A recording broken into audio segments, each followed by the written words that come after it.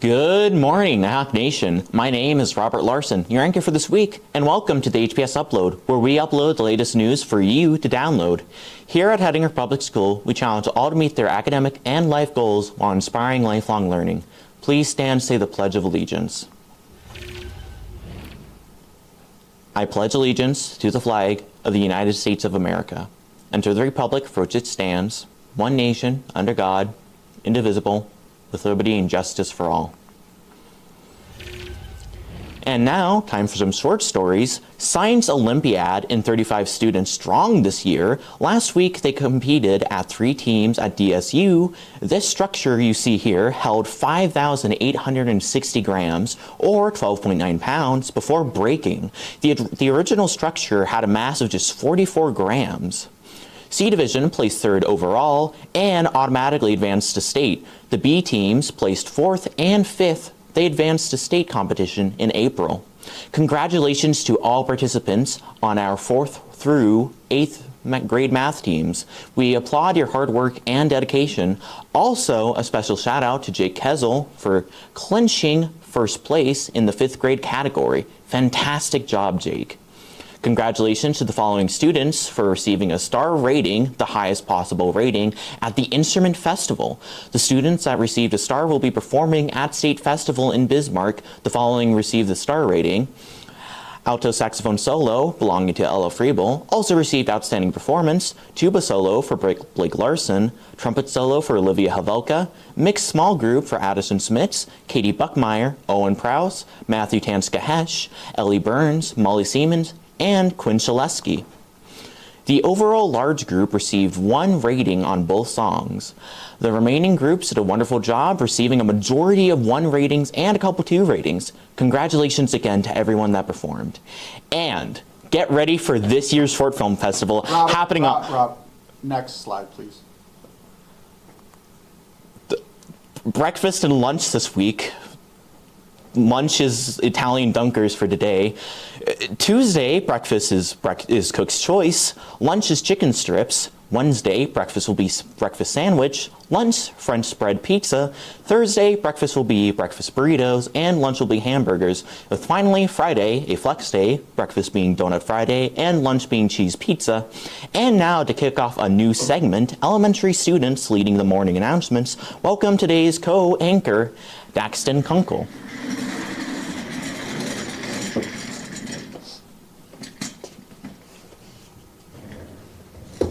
Sound reading will be first hour this week. Be sure to bring a book.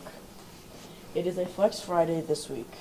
Join us tomorrow during 6th period in the 8B room to learn about careers in sports, commentary, and radio broadcasting with Nolan Dix from KNDC Radio. All students interested are welcome. All 9th through 12th graders from HPS are invited to the after prom party Saturday, April 6th. Doors open at 11:30 p.m. Must be there by 12 a.m. Party lasts until 3 a.m. Prizes, food, and fun for everyone. Sign up by the prom sign up by March 28th. If you are bringing an out-of-town student to prom, please pick up a dance pass. They are due back to the office by Monday the 25th. Please note you must have the approval in before putting it up. FBLA meeting during homeroom on Thursday, March 21st. FBLA homeroom on Thursday. All Science O members will meet in Ms. Block's room Tuesday after announcements.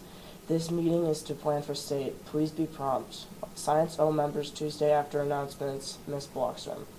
9 to 12 students interested in participating in OWLS this year, OWLS this year, should pick up a form in Ms. Block's room. They are due today. Membership costs $15, which includes your t-shirt for Earth Day.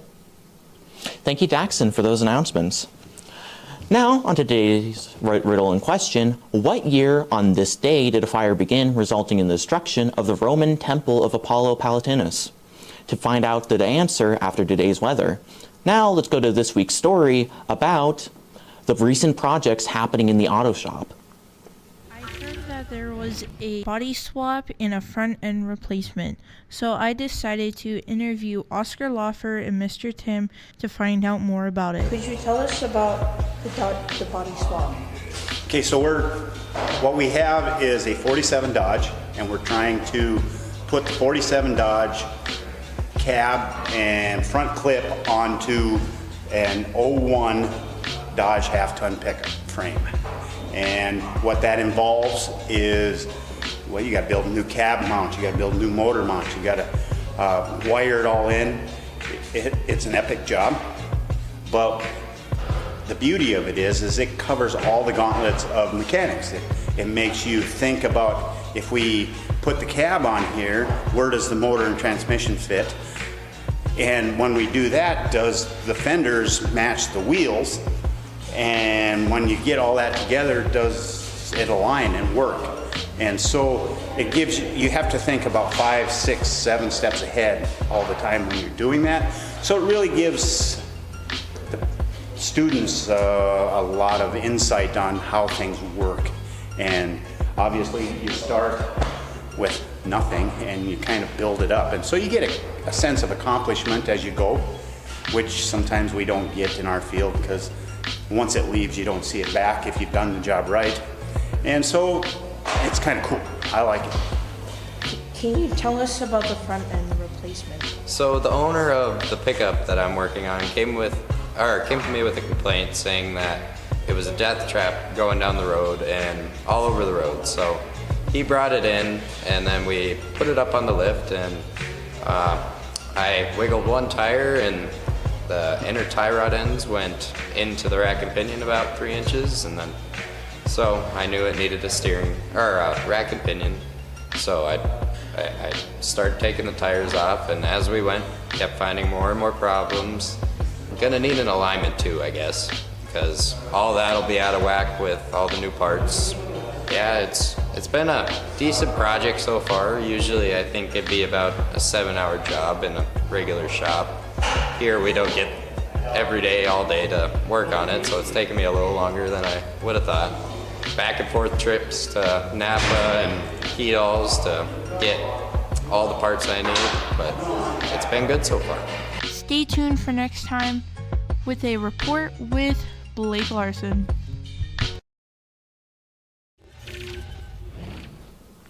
Thank you so much for that story. And next week, we will be continuing that story, talking about the recent auto shop field trip. Now, Matthew did not show up for sports because we do not have any sports to report on. Now let's go to Colby Melling with some weather. Hello folks. Monday, mostly cloudy and a little bit of wind. 65 high, 30 low. Tuesday, cloudy with some wind and a possibility of snow. 52 high, 21 low. Wednesday, cloudy and cooler. It does have a chance of precipitation. 32 high, 21 low. Thursday, cloudy and wind. 34 high, 18 low. And Friday, sun and some clouds. 28 high, 13 low. Saturday, cooler with some snow. 29 high, 18 low. Sunday, a little bit of snow, 27 high and 7 low. Now let's go to the radar. All right, so we're going to start off around Wednesday. We're going to get a little bit of snow coming out of Montana, and we'll get a little bit, and then the main storm will hit. And then your entire weekend should be snow. And it will continue through next week, and that would be it because the entire thing is full. Now let's head back.